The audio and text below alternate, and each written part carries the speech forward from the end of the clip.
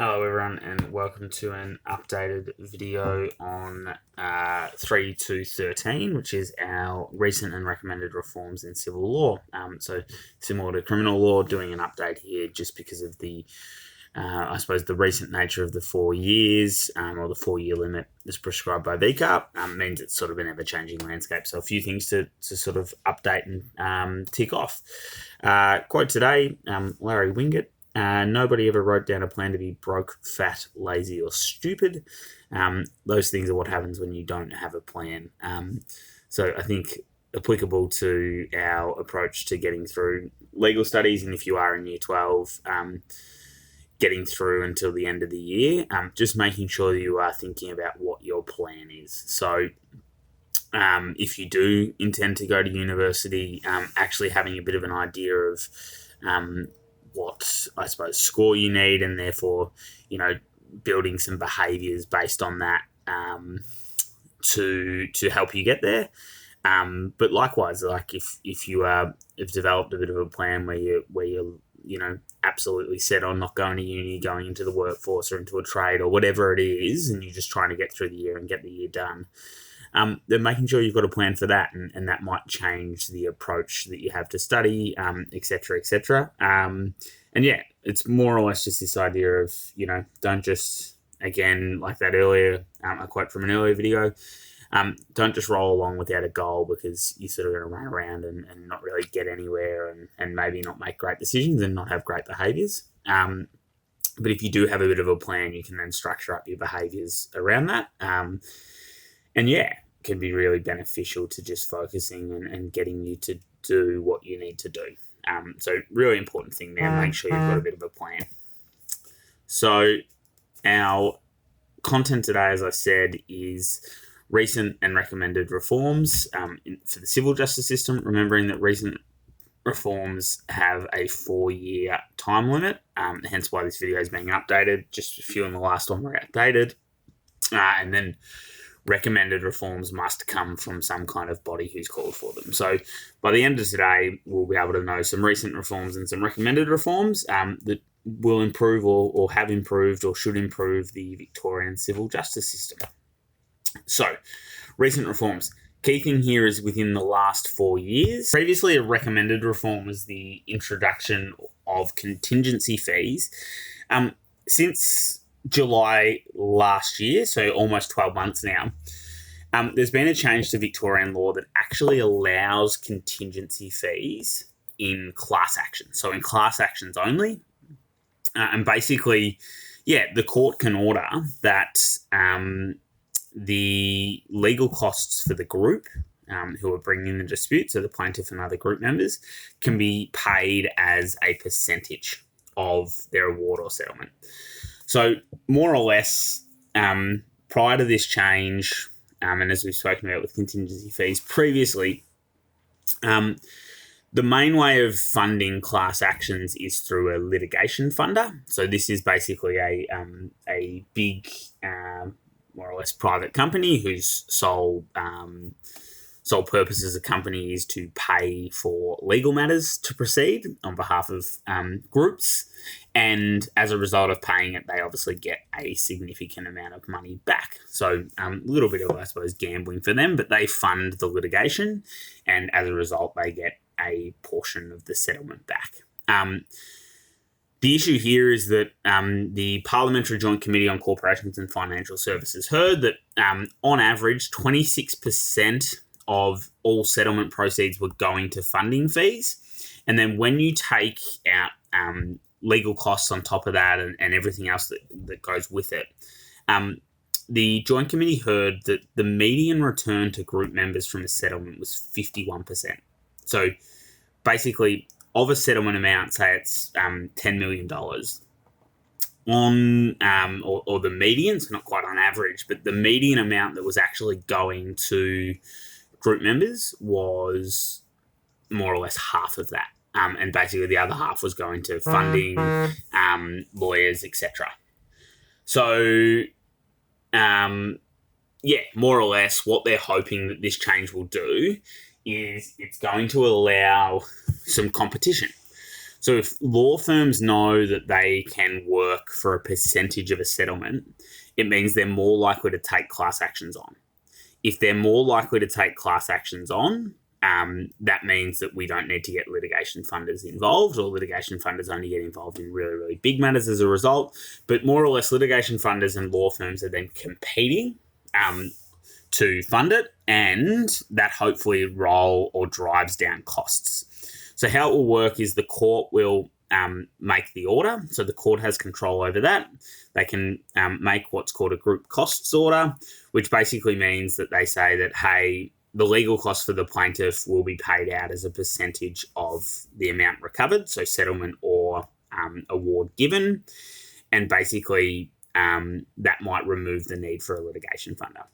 And the key thing here as well is that if there are any costs awarded to the defendant at any point, the plaintiff's lawyers would take liability for that. So it's a little bit of that incentivizes, I suppose, law firms to only take on matters that they think are going to be successful, because they're going to get obviously paid a percentage of the settlement, but they don't take on vexatious matters or matters that are unlikely to be successful, because if they actually lose, they'll be liable for any costs to the defendant. So allowing contingency fees in class actions might be a really good way of increasing people's ability to resolve disputes.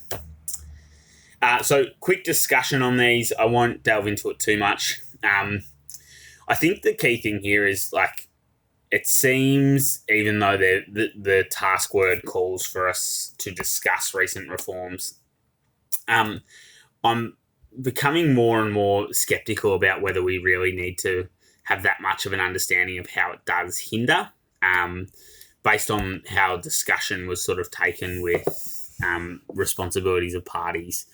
I think maybe in this case, hopefully a discussion is just more about having an understanding of exactly how that reform or recommended reform will improve justice. And I think that's going to be the real focus. So how does it promote justice? Links there.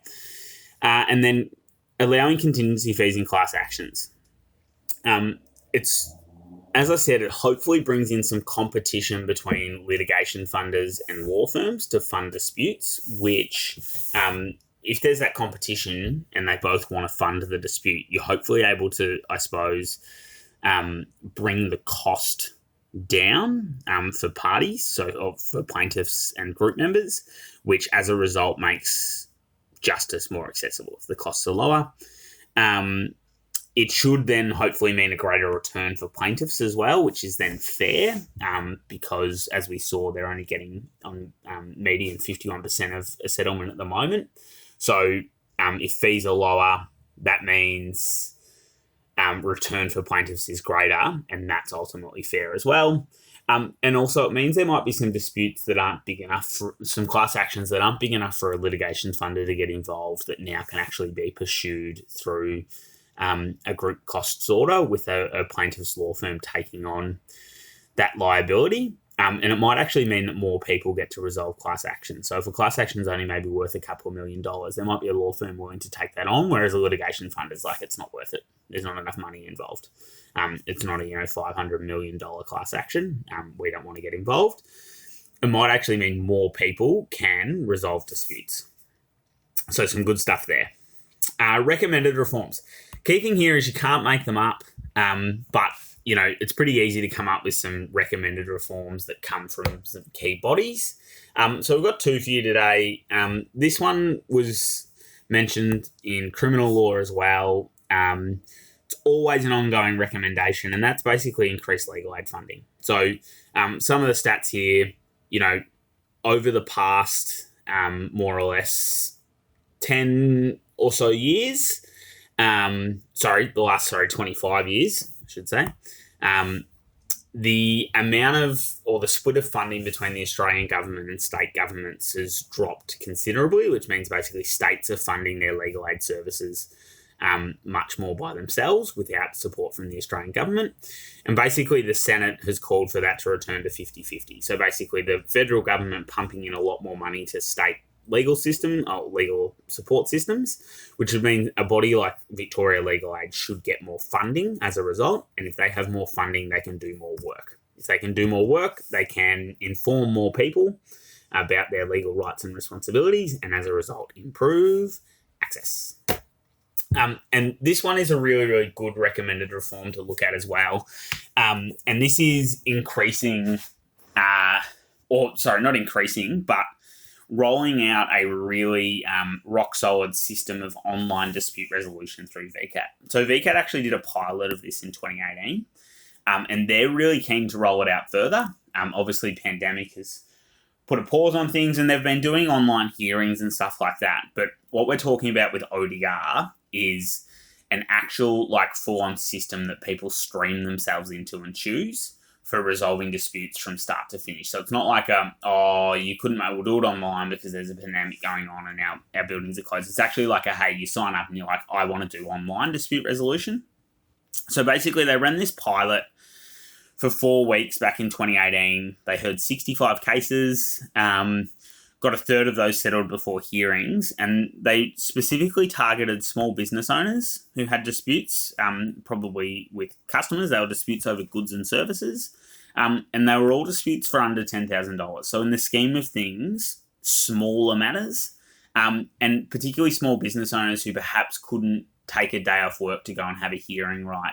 It was hard for them to find time to actually get the dispute resolved. And basically what VCAT was going for was, if we allow them to do it all online, maybe even have some online mediation and things like that, and the whole process occurs online, the sharing of documents, exchange of info, etc., through a platform, can we resolve disputes without having to then bring people in? The answer was yes. As I said, a third of them settled before hearing. And basically, it's going to help people who are going to struggle to attend a VCAT centre. So people who live regionally or remotely who have disputes, it saves them travel. And we're talking travel even if you live suburban and you're not near a magistrate's court that hears VCAT matters, or you're scheduled to appear in the King Street or the Oakley building, and you've got to travel, there might be an hour to get there. But also if you live, regionally, your nearest court that hears VCAT matters might be 2 hours away. So it's a 4-hour round trip to have something heard, potentially. So if you could do that all online, that would just save or would open up VCAT to so many more people. It helps reduce the indirect costs with taking time off work, for example, for business owners, because they can resolve it in their own time, hopefully. And ultimately, it means you can use ADR methods more as well. So having a really solid online case management system allows you to, run mediations through that platform, for example, which means, again, you don't have to get people traveling for mediation before they then potentially travel for a hearing, and can resolve the dispute faster and cheaper again. So again, discussing these, but I'm pretty sure that's going to mean focusing on how they promote the principles of justice. So I've actually just, left this side blank, and you can consider some of the, I suppose, issues with these if you would like to.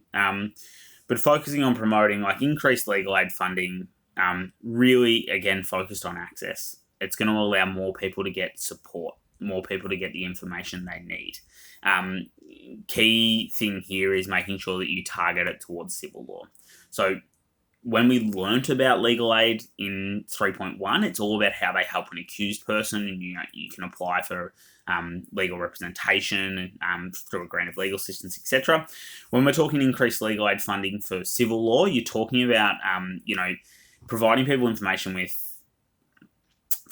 who can't afford a lawyer with information about family law, children's court, custody disputes, things like that, where they would otherwise not be able to, or they would go into those settings and not know what's going on. They can actually contact legal aid, and if legal aid has more funding, they might have more workers, they might have better services available to support people, and as a result, build their understanding of civil law. ODR, we just talked about some of the key things here about how it should reduce costs and time. Should be equal as well, because both parties are on the same footing. They're both using the same case management system. If it's small claims, they both don't have legal representation. And just reduces barriers. And this is the key thing with access, right? Access is about reducing barriers. So it means you don't have to travel. That's a barrier. It means it should be cheaper. That's a barrier. It means you can do it in your own time. That's a barrier. So by reducing barriers that people face in resolving disputes, ODR increases access. Ultimately, we always need to evaluate the ability of the civil justice system to achieve the principles of justice. That's kind of what we've just done. Often you get a question around,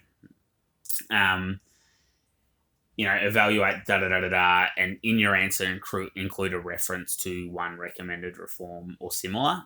So just making sure that you're prepared to have enough detail about at least one reform and at least one recommended reform to put into an answer. I'll put these links below. Again, this is the Access to Justice Bill second reading speech. I can link below. And this is just some further info about contingency fees in class actions, which is worth reading. And it just sort of outlines again how some of the issues with it might be addressed and why it's a good idea. That's it for today. Hopefully you are able to, after this, explain, some recent reforms and some recommended reforms. And they'll help you for upcoming SACs and on the exam at the end of the year. Cheers.